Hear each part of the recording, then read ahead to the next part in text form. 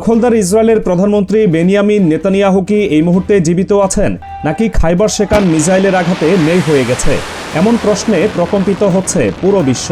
কারণ কোনো পূর্ব ঘোষণা বা সাইরেন বাজার সুযোগ না দিয়েই সরাসরি নেতানিয়াহুর কার্যালয় এবং ইসরায়েলি বিমান বাহিনী প্রধানের গোপন অবস্থান লক্ষ্য করে একে ভয়াবহ সারপ্রাইজ হামলা চালিয়েছে ইরানের ইসলামিক রেভলিউশনারি গার্ড IRGC।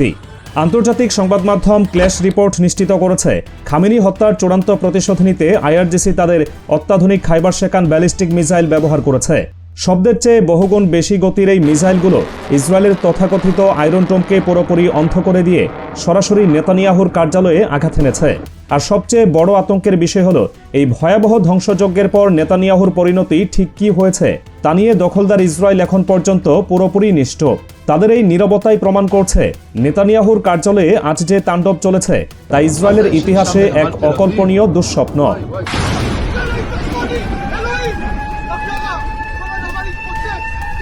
ইসরায়েলের পাশাপাশি মধ্যপ্রাচ্যে থাকা যুক্তরাষ্ট্রের সামরিক অহংকারকেও সরাসরি মাটিতে নামিয়ে এনেছে তেহরান। ইরানের হামলায় কুয়েতে আমেরিকার 3টি অত্যাধুনিক F-15 যুদ্ধবিমান একসাথে বিধ্বস্ত হয়েছে। ইরানের খাতামুল আম্বিয়া বিমান ঘাঁটির আকাশ প্রতিরক্ষা ব্যবস্থা থেকে ছোড়া নিখুঁত ক্ষেপণাস্ত্রের আঘাতেই এই 3 মার্কিন যুদ্ধবিমান ধ্বংস হয়েছে। সামাজিক যোগাযোগ মাধ্যমে ছড়িয়ে পড়া ছবি এবং ভিডিওতে অত্যন্ত স্পষ্টভাবে দেখা যাচ্ছে একটি F-15 যুদ্ধবিমানে দাউ দাউ করে আগুন জ্বলছে এবং সেটি তীব্র গতিতে মাটিতে আছড়ে পড়ছে। শুধু যুদ্ধবিমানই নয়, আমেরিকার অত্যন্ত মূল্যবান এবং অত্যাধুনিক দ্বিতীয় MQ-9 ড্রোনটিও ইরানের নতুন উন্নত প্রতিরক্ষা ব্যবস্থা এবং দেশের সমন্বিত বিমান প্রতিরক্ষা নেটওয়ার্কের হামলায় সম্পূর্ণ ভস্মীভূত হয়ে গেছে।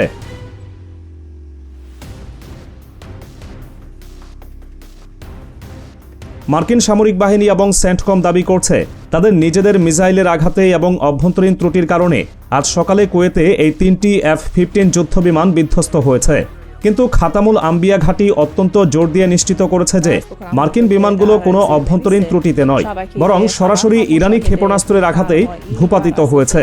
ইতিমধ্যেই এই দুর্ঘটনায় প্রাণে বেঁচে যাওয়া 3 মার্কিন পাইলটের ছবি আন্তর্জাতিক গণমাধ্যমে প্রকাশ পেয়েছে, যারা বিমান মাটিতে আছড়ে পড়ার ঠিক আগ মুহূর্তে প্যারাশুট নিয়ে লাফ দিয়ে কোনো ক্রমে নিজেদের জীবন বাঁচিয়েছেন। এই ঘটনাটি চোখে আঙুল দিয়ে দেখিয়ে দিচ্ছে যে মধ্যপ্রাচ্যের আকাশ এখন মার্কিন বাহিনীর জন্য এক বিশাল মৃত্যু ফাঁদ।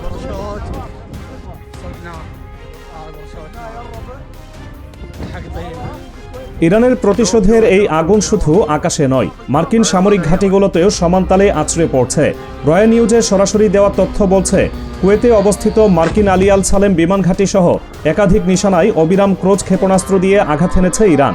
ইরানি সেনাবাহিনীর স্থল ও নৌবাহিনীর ক্ষেপণাস্ত্র ইউনিটগুলো বিভিন্ন স্থান থেকে একযোগে অভিযান চালিয়ে এই মার্কিন বিমান ঘাঁটি লক্ষ্য করে মোট 15টি বিধ্বংসী ক্রুজ ক্ষেপণাস্ত্র নিক্ষেপ করেছে। এর পাশাপাশি উত্তর ভারত মহাসাগরে অবস্থানরত শত্রুপক্ষের নৌযানগুলোকেও সরাসরি লক্ষ্যবস্তু করা হয়েছে। তেহরান অত্যন্ত স্পষ্টভাবে জানিয়ে দিয়েছে, তাদের সর্বোচ্চ নেতা নিহত হওয়া সরাসরি এবং চূড়ান্ত বদলা হিসেবেই এই ধ্বংসযজ্ঞ চালানো হচ্ছে।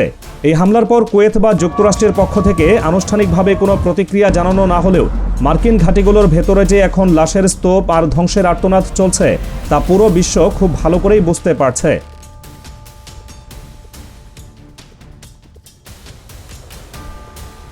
এই ভয়াবহ তাণ্ডবের মধ্যে সবচেয়ে অবাক করা বিষয়টি হলো, যুক্তরাষ্ট্রের আরব মিত্রদের নিজেদের নিরাপত্তা নিয়ে চরম হতাশা এবং ভীতি। আল জাজিরাকে দেওয়া এক সাক্ষাৎকারে একজন ক্ষুব্ধ সৌদি কর্মকর্তা সরাসরি নিজেদের অসহায়ত্বের কথা স্বীকার করেছেন। তিনি জানিয়েছেন, আমেরিকার আকাশ প্রতিরক্ষা ব্যবস্থা এখন কেবল ইসরায়েলকে রক্ষা করতেই শতভাগ ব্যস্ত রয়েছে। তারা উপসাগরীয় আরব দেশগুলোর নিরাপত্তার বিষয়ে বিন্দুমাত্র ভ্রুক্ষেপ করছে না। অথচ এই আরব দেশগুলোতে আমেরিকার সবচেয়ে বেশি সামরিক ঘাঁটি অবস্থিত। মার্কিন বাহিনীর এই চরম স্বার্থপর আচরণে আরব দেশগুলো এখন নিজেদের নিরাপত্তা নিয়ে চরম আতঙ্কে ভুগছে। অন্যদিকে কাতারের পররাষ্ট্র মন্ত্রণালয় যখন কিছুটা অধ্যত্ব দেখিয়ে বিবৃতি দিল যে ইরানের আক্রমণগুলোর জন্য উপযুক্ত শাস্তি পেতে হবে, ঠিক তার কয়েক মিনিটের মধ্যেই ইরান কোনো পরোয়া না করে কাতারের রাজধানী দোহায় আরও 10টি শক্তিশালী ব্যালিস্টিক ক্ষেপণাস্ত্র নিক্ষেপ করে। এই ঘটনা থেকে স্পষ্ট, ইরান এখন আর কোনো আরব বা মার্কিন হুমকি তোয়াক্কা করছে না, তারা শুধু অ্যাকশনে বিশ্বাসী।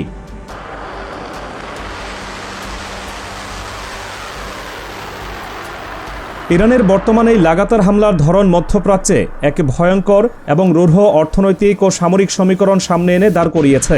একটি বাস্তব সত্য হলো, একটি সাধারণ মিসাইল বানাতে ইরানের যে সামান্য অর্থ খরচ হয় তার চেয়ে 30 থেকে 50 গুণের বেশি খরচ পড়ে সেই মিসাইলটি মাঝপথে ঠেকানোর জন্য প্রয়োজনীয় মার্কিন এয়ার ডিফেন্স সিস্টেমের পেছনে।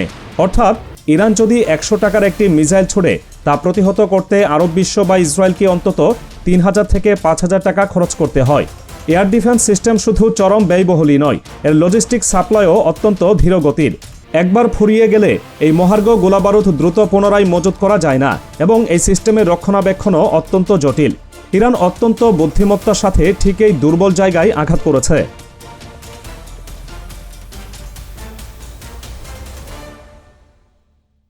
ঠিক এই বাস্তবতাই এখন পুরো অঞ্চলকে চরম চাপে ফেলে দিয়েছে। ইরান যে গতিতে এবং যে বিশাল পরিসরে মিসাইল ছুড়ছে, এই হার যদি অব্যাহত থাকে তবে আরব বিশ্ব এবং ইসরায়েলের এয়ার ডিফেন্স সিস্টেম কয়েকদিনের মধ্যেই কার্যত পুরোপুরি অচল এবং পঙ্গু হয়ে পড়বে। ইরান যদি থেমে না যায় এবং এই যুদ্ধ যদি কয়েকদিন নয় বরং কয়েক সপ্তাহ ধরে চলতে থাকে, তাহলে ইসরায়েল এবং তাদের আশ্রয়দাতা আরব বিশ্ব অত্যন্ত গুরুতর এবং ধ্বংসাত্মক বিপর্যয়ের মুখে পড়বে। এই রূঢ় বাস্তবতা এখন পশ্চিমা এবং আরব উভয় পক্ষকেই চরমভাবে আতঙ্কিত করে তুলেছে। তাদের বর্তমান সব ধরনের কূটনৈতিক তৎপরতা এবং তড়িঘড়ি করে ডাকা মিটিংগুলো একটাই সংকেত দিচ্ছে, যে কোনো মূল্যে এই যুদ্ধ খুব দ্রুত থামাতে হবে, নইলে তাদের নিজেদের অর্থনীতি এবং সামরিক ব্যবস্থা পুরোপুরি ধসে পড়বে।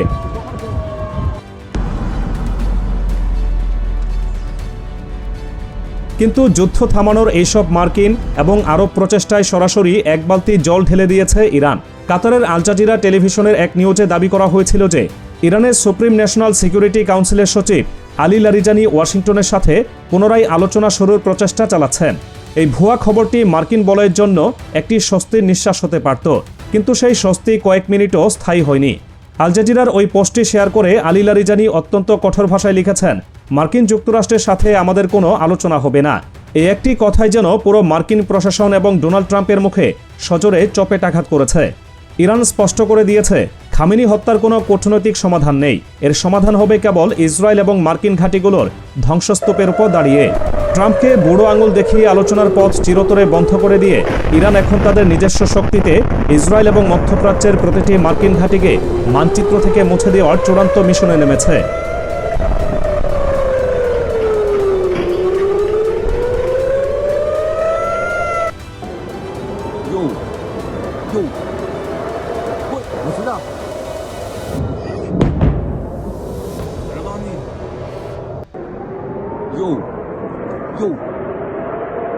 我知道。